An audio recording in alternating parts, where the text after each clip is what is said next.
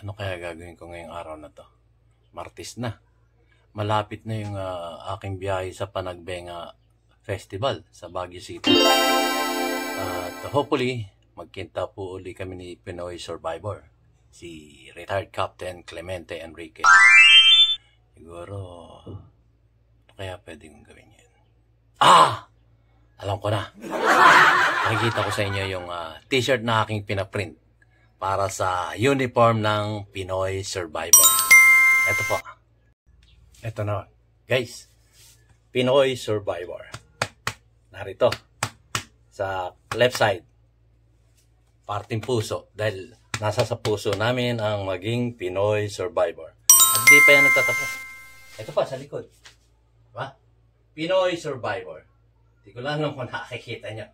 Nakatalikod kasi ako. Ayan. Pero ang design niyan, ito, suit ko kasi. So dito, kung makikita nyo, yan, sa left side, sa tapat ng puso. At yun sa likod naman, ito, ayan. Diba? Ang ganda. Ayan po, kulay puti.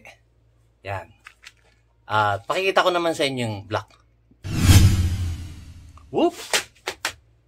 Men in Black. Diba? Men in Black. Whoops! Pinoy Survivor. Ito po yung t-shirt na pinaprint ko. Ito po sublimation. Ito, makikita nyo. Pakita ko sa inyo kasi suot ko. Yan. Yan. So, tapat din ng puso yan. Ito po yan. Nasaan na ba? Wala mo matan, lolo. Basta yan. Ito yung sa tapat ng puso. Ang sukat niya na yung mga 3 inches, 3 by 3. Tapos, di pa yun, pinakita ko nga sa inyo yung mga Pinoy Survivor. Ayan. Diba? Ang ganda-ganda. Ang ganda-ganda. Ito yung naka-imbus ng konti ito, pero washable siya. At hanggang sa masira ito, hindi pa masisira yung print niya. Yun po ay ayon sa pinaprintan ko dito sa Cainta, Rizal. Yun. Nakita niyo na guys. So, ito yung mga dadaling ko pagpunta ng Panagbenga Festival sa Sunday. Pero Friday pa lang naroon na ako. Or Saturday pa lang naroon na ako. So, ayan. Ganda. Diba? Suit ko. Men in Black. Woo! Diba? Ang ganda na uniform ng Pinoy Survivors. So, kita-kita tayo sa Panagbenga Festival. So, bago po yan guys, ay ako'y magpapasalamat muna sa aking mga viewers at lalong-lalo na sa aking mga subscribers na patuloy na sumusuporta sa ating YouTube channel, DIY KKB Informative. So, in-interview ko po yung ating naging guest o may-ari mismo ng printing na si Sir Jake na taga Cainta, Rizal. So from Antipolo City, bumaba ako ng Cainta, Rizal kasi doon mas mura yung mga yung mga nagpe-printing. Alam nyo naman sa Cainta, sa Taytay, at yung t-shirt na to. Ito rin ay aking binili naman sa Taytay, Rizal kasi ang taga Taytay is garment capital of the Philippines. Napakamura po ng mga produkto nila patungkol sa garments. So, yun po, guys. So, simulan na natin, guys. Ang interview ko kay Sir Jake ng Barrio Photo. Barrio kasi nasa Barrio po siya ng Cainta. Barrio. B-A-R-Y-O. Barrio Photo. So, ito na po, guys. At maraming salamat po sa inyong subscriber ko, ha.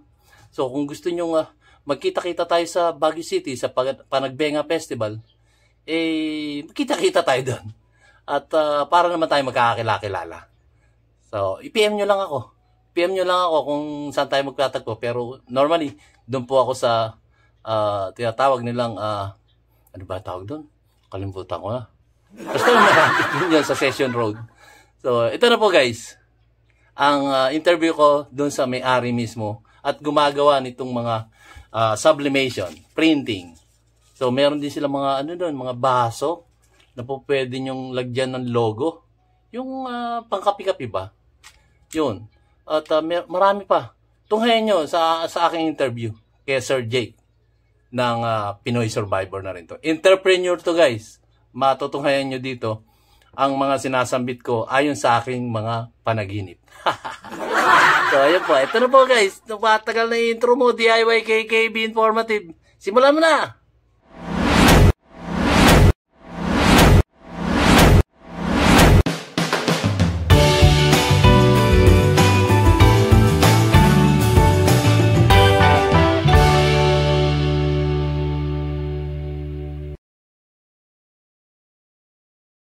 Mamaya meron akong interview kay DIY kay DIY KKB, no? KKB na TV, no? Tapos noon, pinaunlakan ko dahil sa gusto kong suportahan natin siya, no? Gusto kong suportahan natin siya. Tignan niyo yung channel niya, tapos noon, I am authorizing him na kunin yung aking mga content ng videos and then explain pa niya, no? Magkakausap naman kami. So that kung sino man yung subscriber dito, subscribe ka rin kayo sa kanya, no? Support na rin. At tingin ko dito, tunay na Pilipino na he's out na imagine bumiyahe pa siya para lang makipag-meet sa akin. Kaya nga that's why I stayed up para I will really meet him sa stasyon. Hi guys, magandang araw sa inyo lahat. Ito naman po muli ang inyong lingkod, si DIY KKB Informative. At kung maalala nyo, meron akong ipinangakong sample kay Sir Dado, si retired Captain Clemente Enrique. So ngayon po, narito ako sa pinagawa ko ng logo. Itong mga t-shirt na to, ito, yung black at white. At makakausap po natin yung isang entrepreneur natin. Yung isa sa mga maliliit nating negosyante na magsisimula sa business dito sa ating inang bansang Pilipinas. So, papaliwanag niya sa atin kung saan siya nagsimula bilang isang maliit na entrepreneur, na maliit na negosyante na nakakatulong sa ating inang bansang Pilipinas. So, huwag nga natin patagalin at ito po ang ating kababayan na si Sir Jake. Sir Jake. Yes po. Magandang umaga po sa lahat. Magandang hapon po sa iba. Yan. Ako po si Jake Villanueva. Ako po ay isa sa may-ari ng printing shop sa Cainta. Ang tawag po sa kanya ay Barrio Photo. Pero sa DTI po, naka-registered kami as Barrio po ito printing. Kasi ayaw ni DTI i-approve yung Barrio Photo as our brand name. Okay. Yung 2000, nag-start po kami noong February 21. Ito po rin bukas, 21 na. Kami po ay magse-celebrate ng 15 years ng aming existence sa business na to. Wow! At sa ngayon po ay kami ay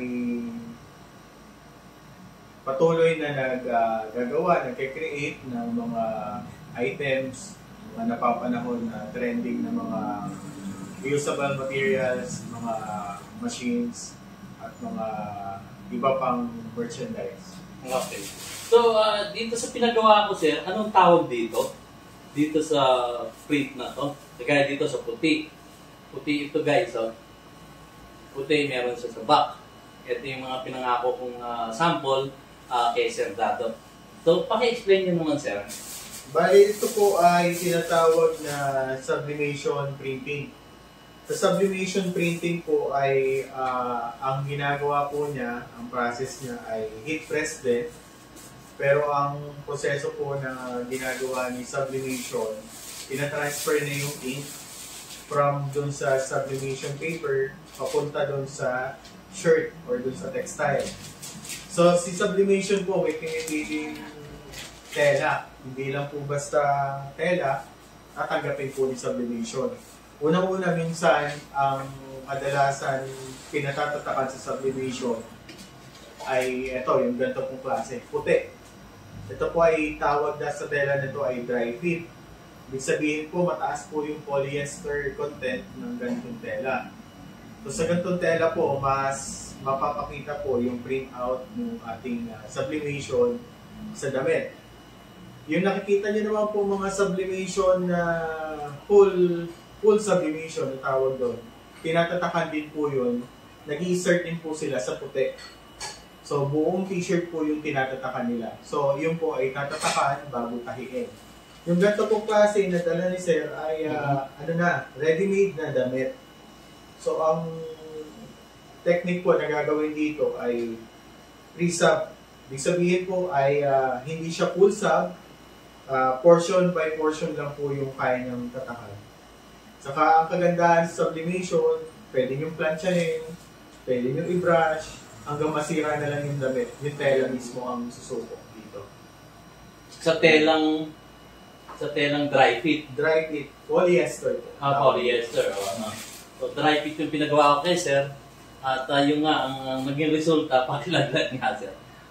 Ang ganda niya, no? Sir Tato, shout out. Kahit i-stretch po yan, hindi hindi masisira. Walang crack po yan. That's sublimation, called sublimation. Doon sa harap naman, yun yung logo design na anong size yun, Sir? Nasa 3 inches. Parang 3x3 ano, Sir? So, yun. Natapos tayo dun sa dry fit o polyester na sinasabi ni Sir. Dako naman tayo dun sa, kasi ang sublimation, di ba, maraming klase yan. So, pag colored naman, Sir, gusto ko ipakita, ito yung colored, itong black. Black, ito yung sublimation niya. Or anong tawag dito, Sir? Cotton DTF printing. DTF printing. At meron siyang back na ganito. Ito yung ating pakikita kay Sir Dato for approval. I-explain nyo nga, Sir, bakit iba yung printing ng white sa black. Okay. Sa ganitong damit po, ang tatak nito ay blue border. So, mas mataas po yung content ng cotton kumpara dun sa polyester niya. Although yung ibang damit,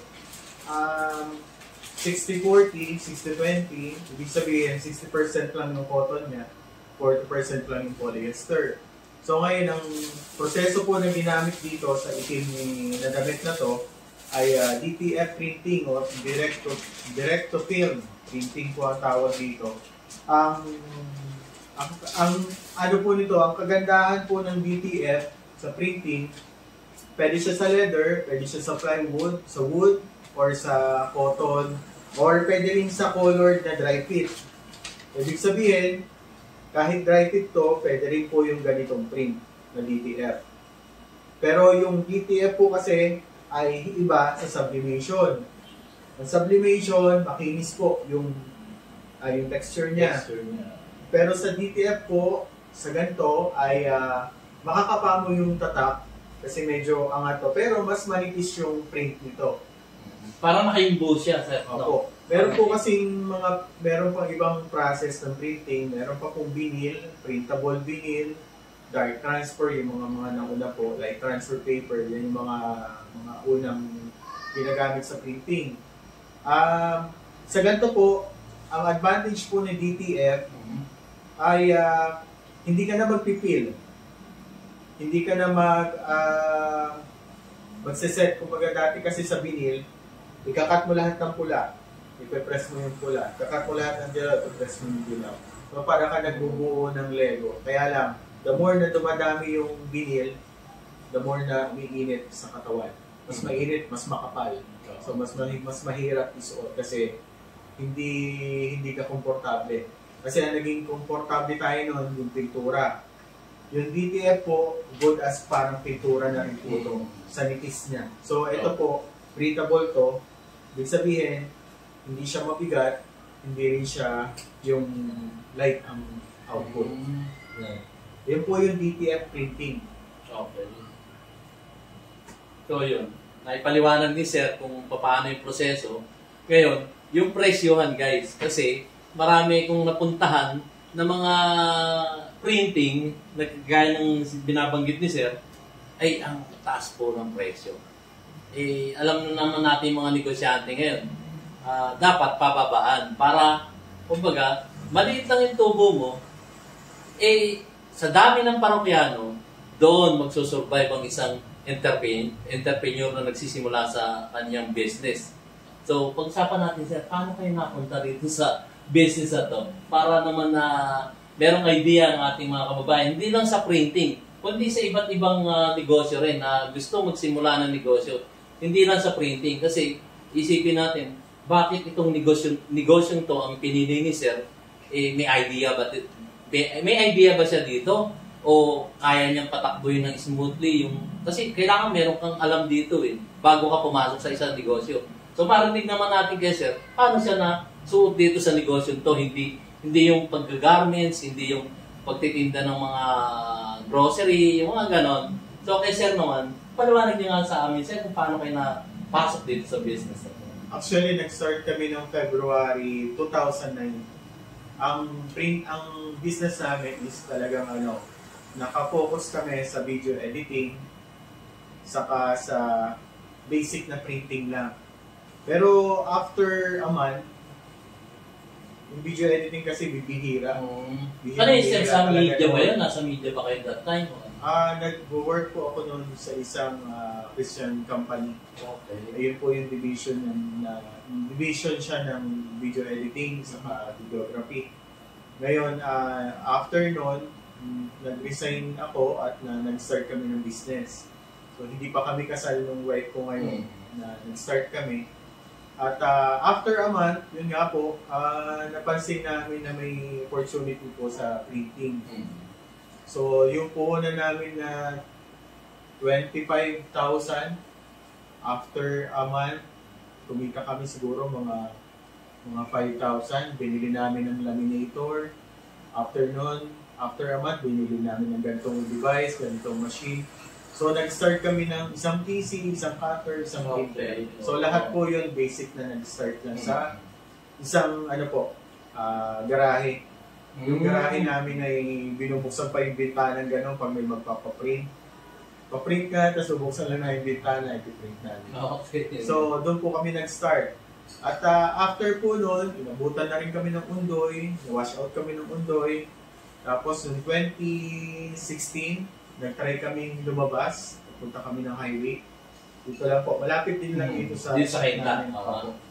Actually, Kainta lang talaga yung base namin.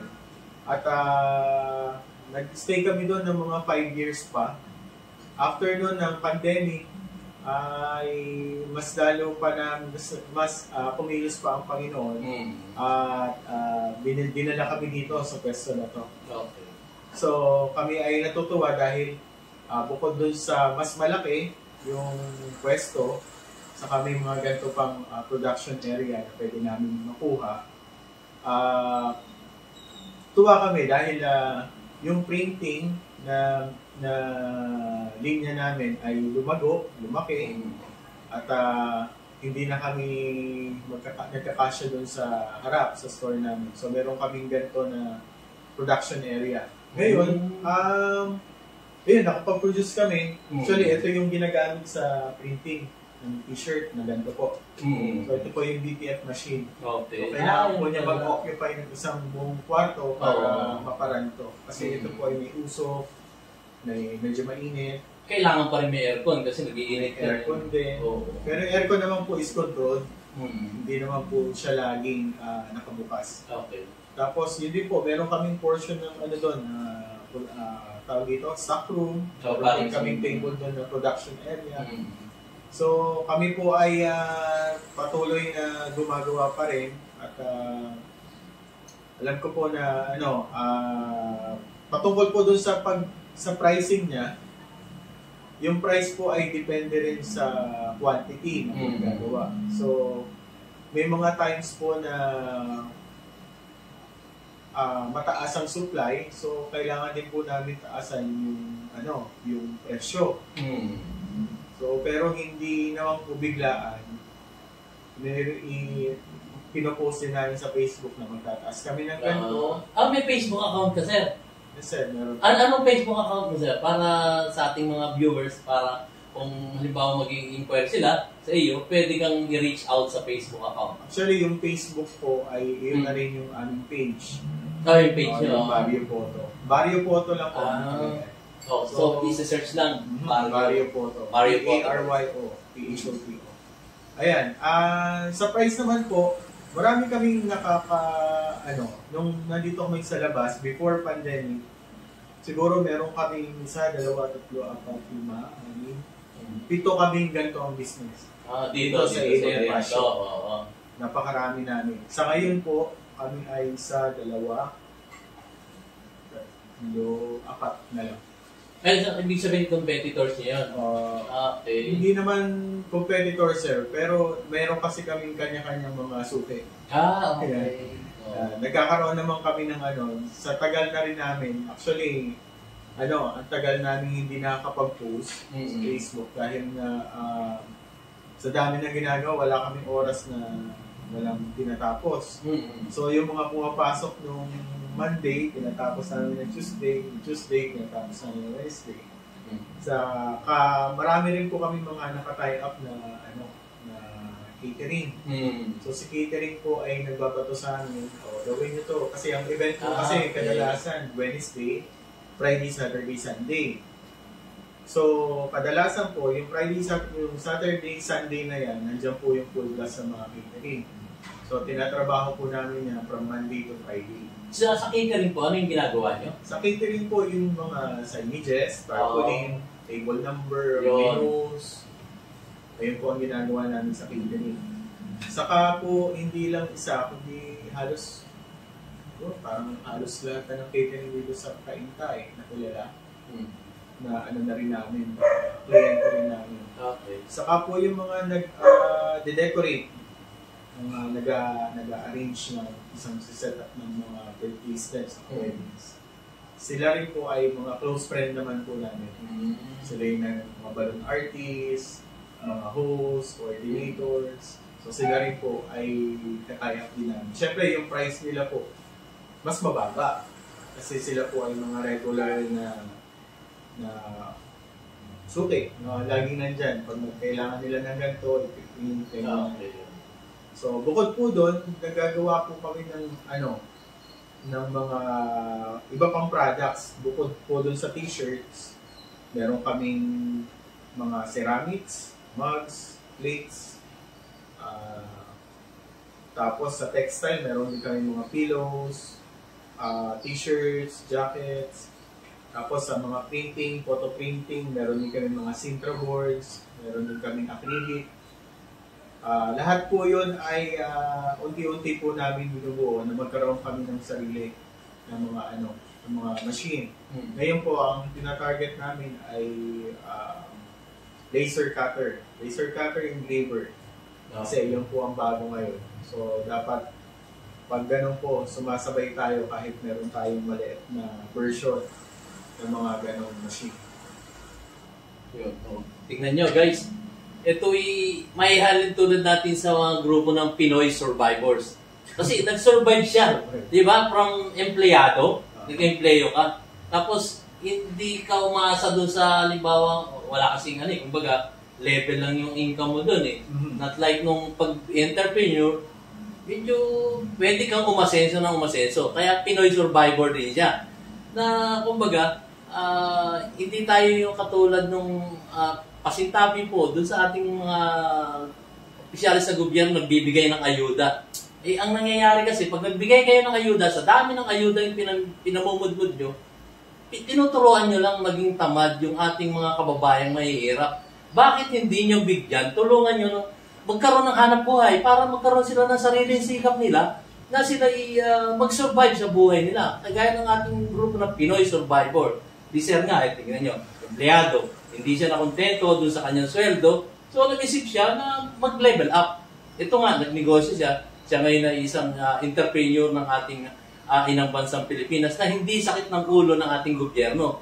Yun ang gusto kong patukoy na tulungan natin ang ating mga maliliit na negosyante dito sa ating inang bansang Pilipinas.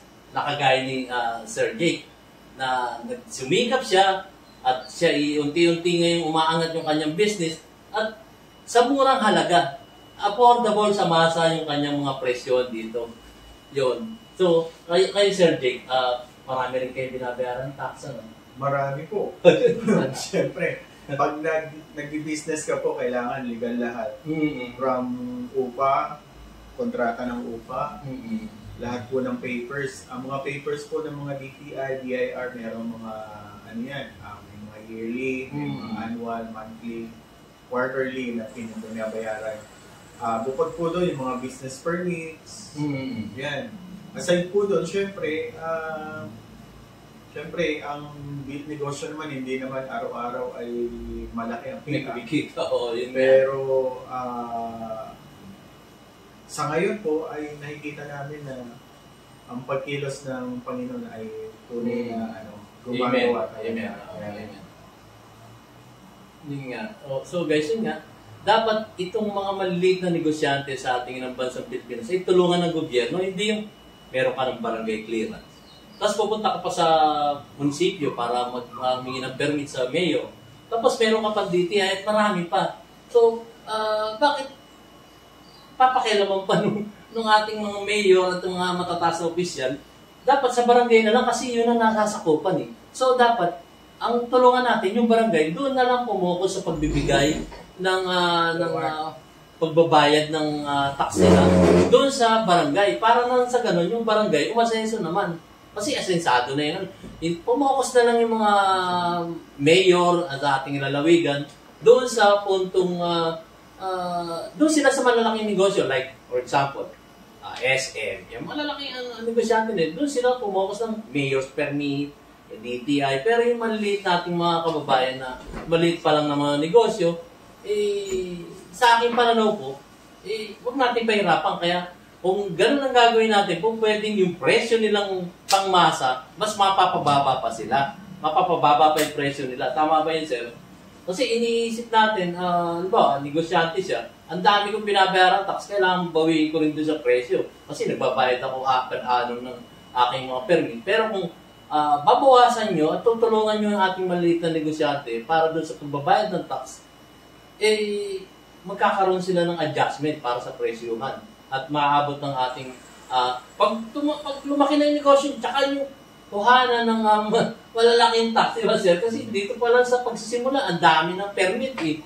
Ang dami ng permit. So, nakakalungkot po.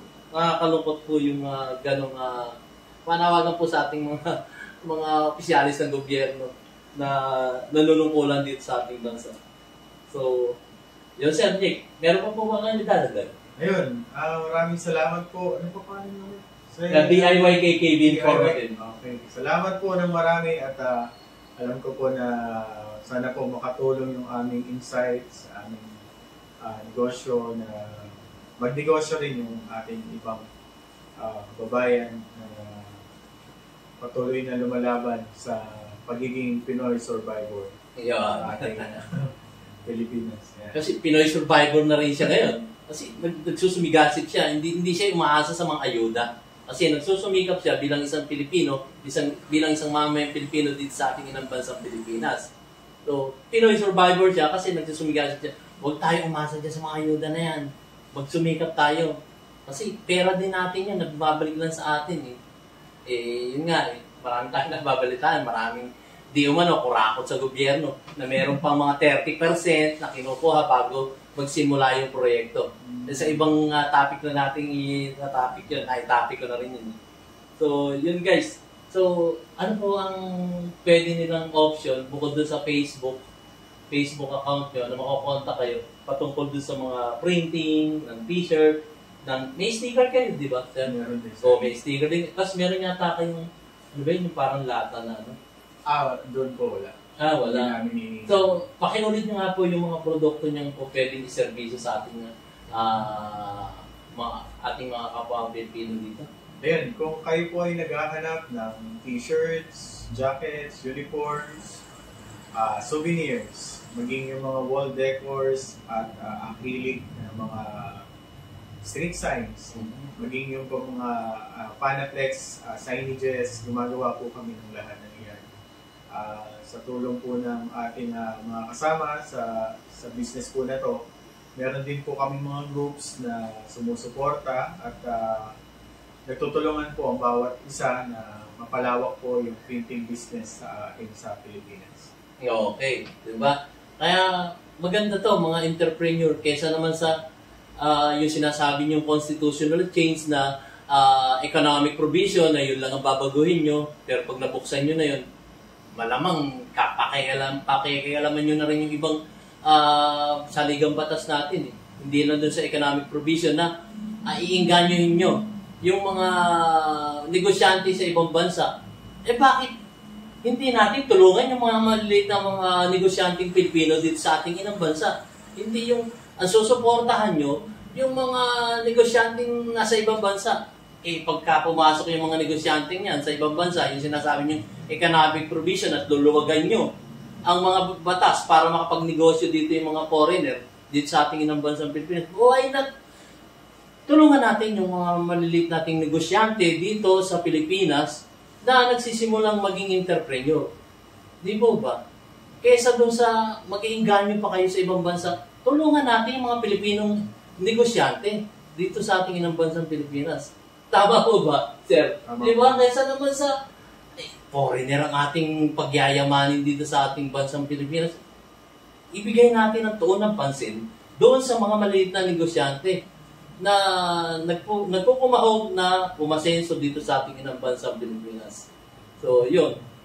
Sir, may contact number ka ba or something para directly contact ka para doon sa mga sinabi mong produkto at mag-inquire sila patungkol dito? Ayun, regarding po dun sa mga contact numbers saka info, siguro ilagay nyo na lang po dun sa sa link nyo dun sa baba, yung mga details. Okay. Kasi, pero sabihin ko na rin, ang aming cellphone number po 0917-152-5510. Yeah. Tapos ang email po namin is barriophoto@gmail.com. Yan, guys. Yung Barrio kasi yung BARYOPHOTO. Okay. B-A-R. Yung Tagalog po ng Barrio. B-A-R-Y-O. PHOTO. P-H-O. Yun. Kasi nagsimula po kami sa loob po ng barrio. Kaya ang tawag po doon ay Barrio po ito printing. Okay. Ganda. Ganda, guys. Diba? Napakagaling po ng entrepreneur na to. Nagsisimula sa baba at nagkukumahog na umakyat at umasenso. Siguro sa tulong na rin ng ating gobyerno, huwag naman masyado kayong sobra-sobra yung tax and late pa nga, nagsisimula pa nga lang. Yun ang pagtuunan nyo ng pansin. Mga opisyalis ng gobyerno, tulungan yung maliliit nating negosyante. So, final words, sir. Ayun, final words. Patuloy tayong maging Pinoy survivor.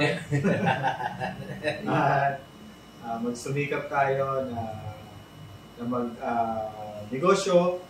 Negosyo lang, walang personal. Yun, tama yan. Pati yung ang price war kasi ay dyan nagsisimula ang pagbagsak po ng mga negosyo. Hanggat binababa niyo yung presyo at hindi na tama sa presyo, ay asahan niyo po na hindi maganda yung magiging output. Hindi mag-work out. At ayun, lahat po ng achievement, lahat po ng aming pong victory ay sa Lord po namin. Yun, amen. Amen. Yun. Maraming salamat po, guys. Thank you very much, Sir Jake, sa paunlak mo sa interview nito at maraming natutunan ng ating mga viewers patungkol sa pagsisimula sa negosyo. Hindi man sa printing, sa ibang bagay pa. Parehas din naman yung yung pattern nun kung paano ka asenso sa pagnegosyo. So again, maraming salamat, Sir Jake. Salamat po sa pag-unlock. So si Sir Jake na ating Pinoy survivor na rin, nagso-survive siya para sa kanyang sarili at sa kanyang pamilya at lalo-lalo na sa komunidad. So maraming salamat po. Ito po ang inyong lingkod, si DIY KKB Informative na nagsasabing mag-ayos na po kayo. Opisyalis ng gobyerno, tulungan yung ating maliliit na mga Pilipino dito sa ating inang bansang Pilipinas. So hanggang sa muli, see you on my next vlog, guys. Maraming salamat. Thank you, Sir Jake, again. Thank you.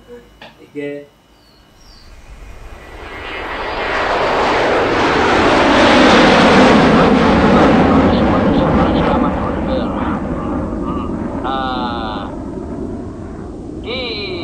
DIY KKB, oy, travel vlog in the Philippines. Oy, thank you DIY KKB. Announcement, interview na ko nito ni DIY KKB. So, i-support niyo yung channel niya, no? DIY KKB. And guys, so natunghayan nyo na ang aking mumunting video sa araw na to. At ako po yung nagpapasalamat sa aking mga viewers at lalong-lalo na sa aking mga subscriber na patuloy na sumusuporta sa ating YouTube channel, DIY KKB. Dahil sa demonetize na rin po ako, ay ano ba yan DIY KKB? Ano ba yung pinakikita mo? Ito po yung tinatawag na suporta sa kay DIY KKB. Para naman sa, alam nyo kasi, parang negosyo yan eh. Parang negosyo yan na nalulugi na. Nalulugi na negosyo, baka mag-bankrupt na. Yung mga ganon. So, tayo po ay naglilingkod lamang sa ating mga viewers at subscriber at ang ating mga kababayang Pilipino. So, natunghayan nyo guys yung video kong ito. Ito po ay patungkol sa mga entrepreneur. At yung nakita nyo, yun ay simbolo lang daw ng pakulay. Pakulay para maganda ang buhay. Kasi yung mga vloggers na yun guys, alam nyo, mapapansin nyo sa mga vloggers, talagang kailangan din yung yung sa monetization. Kailangan continuous yung inyong pagtunghay at wag niyo skip yung kanilang mga commercial sa kanilang mga YouTube channel kasi doon lang sila umaasa na magkaroon ng budget, pondo para magtuloy-tuloy yung kanilang channel. Yun po. Yung kasi ang patakaran ni YouTube na kailangan may commercial yung iyong video para sa ganun. Dalawang parte, si YouTube at ang commercial, kikita ngayon yung content creator. Ganun po nangyayari ngayon. So, makakita kayo ng mga commercial, yun ay patunay lamang na nagkakaroon sila ng income dito sa kanilang channel. Ako naman po ay demonetize. So, wala po kayo makikitang commercial sa akin kasi demonetize ako. Hopefully soon, maalis na yung demonetization ko at magbalik na yung aking monetization. Monetization pa. So, yun. Demonetize po kasi ko. So, kaya kung mapapansin nyo, wala po tayong commercial. So, hopefully soon, ma-monetize po ulit ako. At, wawa ka namang YouTube. At ako i-monetize mo na. Pero nagiging problema ko po kasi, yung tinatawag na PIN number, hindi pa ako pinadadala ni YouTube ng PIN number. Ang haba ng aking pinag-aantay. So, shoutout po, YouTube. Ang aming post office, minsan, pagpunta mo, wala. So, ang hirap. Nararanasan din yan ng ibang content creator na. Ang dami na nilang request para doon sa PIN number nila, hindi dumarating sa kanila. Dahil nga, hindi natin alam kung nagkakaproblema sa post office o sa bagay pa man. Hindi nakakarating. Kaya makita nyo, yung ibang mga content creator, halos 4-5 na yung kanilang mga PIN na dumating sa kanilang sabay-sabay, naipit lang pala doon sa post office. So, yun. Hindi natin alam kung bakit ganon. So, ang inyong lingkod ay demonetize. Hopefully, ma-monetize ako para naman may panggastos tayo sa ating mga ginagawang channel. Gaya nito. Pakulay. Ayan. Kasi kailangan maging makulay ang buhay ang inyong YouTube channel dahil para may pakulay. Yung mga binabanggit na ibang So, yun na muna guys at maraming salamat pong muli. Naisingit ko lang ito. At salamat po sa Kaserdado. Kita-kita po tayo sa Panagbenga Festival with uniform. So, thank you guys. See you on my next vlog.